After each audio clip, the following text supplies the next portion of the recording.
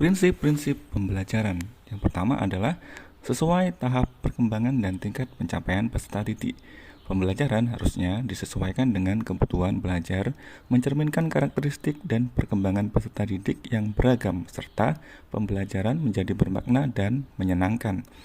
Kemudian memberikan feedback konstruktif, feedback ataupun umpan balik konstruktif terhadap proses pembelajaran guna perbaikan dan optimalisasi proses pembelajaran yang berlangsung. Kemudian pembelajaran juga harus non-diskriminatif ya, tidak boleh membeda-bedakan atau bersikap tidak adil, sehingga pembelajaran dapat memastikan keterlibatan semua peserta didik secara utuh tanpa terkecuali dalam proses pembelajaran tanpa memandang status dan latar belakangnya. Kemudian pembelajaran juga harus membangun kapasitas pembelajar sepanjang hayat.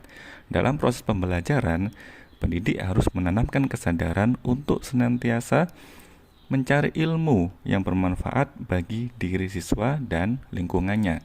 Kemudian pembelajaran harus mendukung perkembangan kompetensi dan karakter peserta didik.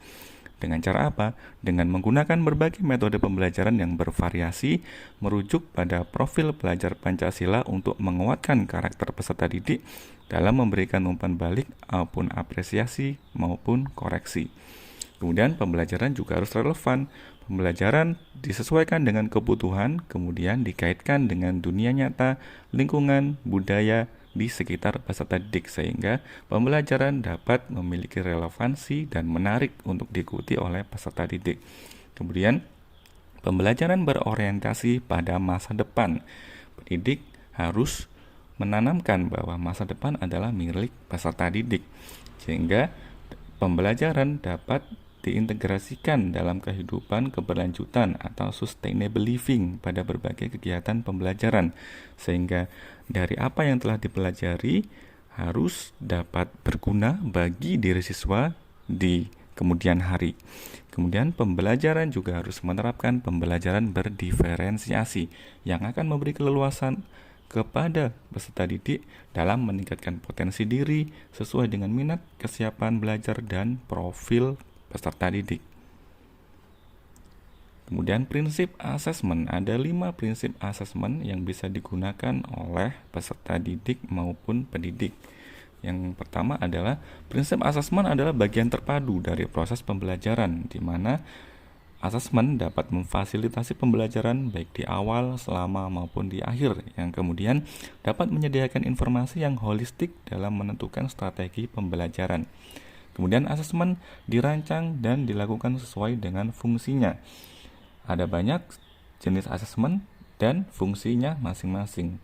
Nah, contohnya adalah hasil dari asesmen formatif dapat digunakan untuk perbaikan proses pembelajaran, sementara hasil dari asesmen sumatif dapat digunakan untuk memproyeksikan hasil belajar.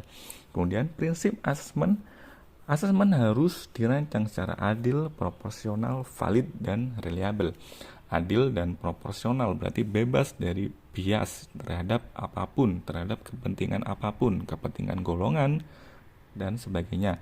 Kemudian valid dan reliable adalah kriteria penilaian harus jelas ya, ada dasar dalam menyusun penilaian, sehingga penilaian dapat difungsikan sebagai dasar dalam menyusun program pembelajaran yang sesuai. Kemudian asesmen juga harus disusun secara sederhana dan informatif, sehingga dalam penyusunannya yang ringkas tersebut, informasi yang penting untuk dipahami oleh peserta didik dan orang tua dapat disampaikan dengan baik.